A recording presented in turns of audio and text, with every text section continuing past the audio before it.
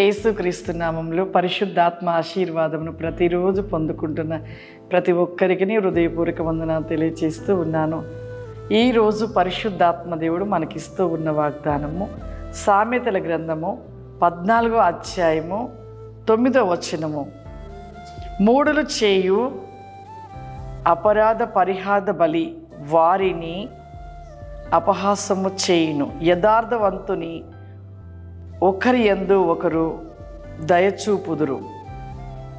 ఈరోజు పరిశుద్ధాత్మ దేవుడు మనకిస్తున్న వాగ్దానం మూడులు చేయు అపరాధములు, వారు చేస్తున్నవి అపరాధములు చేయు. ఎవరైతే అపరాధములు అంటే విమర్శించుడా, అనేకమైన పాపపు ఆలోచనలు, పాపపు పనులు, దేవునికి అసహ్యకరమైన చేసేవారికంట తిరిగి మరలా వారికే అవి కీడుగా ఎంచబడుతూ ఉంటాయంట.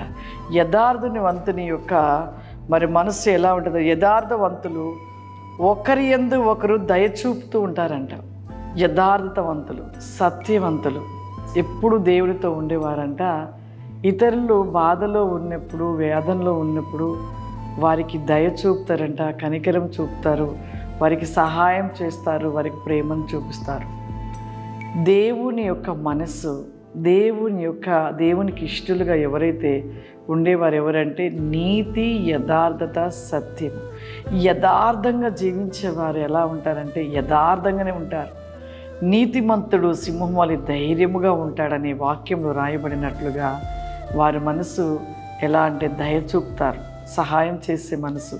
నిజంగా మనం దేవుని బిడ్డలుగా ఉంటున్నాం, కానీ మన మనసులో ఎలా ఉంటూ ఉంటారంటే ఒకరికి ఇవ్వటానికి కానీ, ఒకరి సహాయం చేయటానికి కానీ, ఒకరికి ఏదైనా బాధ వచ్చినప్పుడు, వేదన వచ్చినప్పుడు వారితో వెళ్ళి వారిని ఓదార్చుదాము, వారిని ఓదార్చి వారికి సహాయం చేద్దామన్న మనసు చాలా తక్కువ. ఎవరైతే దేవునితో ఎప్పుడు నిత్యం ఉండే వారికి మనసు ఎలా ఉంటుందంటే, దేవుని ప్రేమించే వారి మనసు ఎప్పుడు కూడా వారి మనసు అనేకుల్ని ఆదరించాలి, ప్రేమించాలి, దయ చూపించాలి, సహాయం చేయాలి అనే మనసు ఉంటుంది.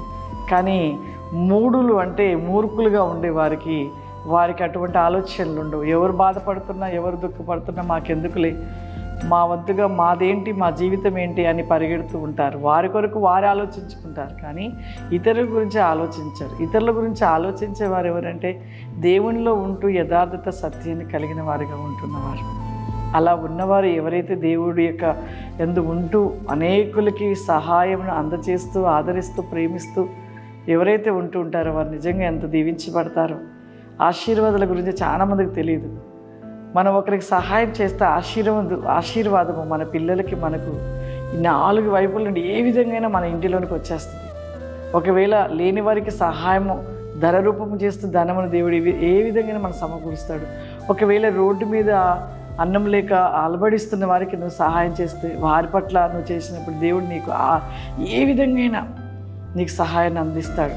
ఎందుకంటే ఆశీర్వాదం ఆ విధంగా ఉంటుంది.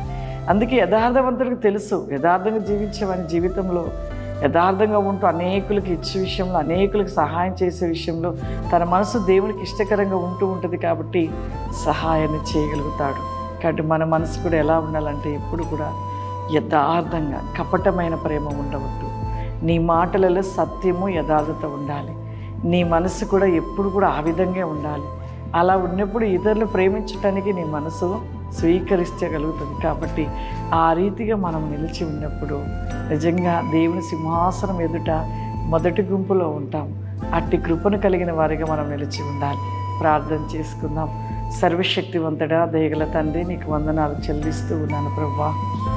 పరిశుద్ధాత్మదేవా, నిత్యము నీవు ప్రతి నిక్రోస్టి కావా శూరిల రందిరి కావా సి కావరిమా వెనిస్ గో బ్రికా fly can me Holy Spirit I can my soul bliss stand me go because tell me Holy Spirit I keep most and be shilosi kauri glora this ti kauri ma దేవాని శక్తి విక్రిస్టలాస్ మీ ప్రోగ్రాం చూస్తున్న ప్రతి బిడ్డని కూడా మీరు దీవించండి, ఆశీర్వదించండి, నిత్య వేకమైన కృప దయచేయమని యేసుక్రీస్తు నామమున అడుగుచున్నాను తండ్రి. ఆమేన్.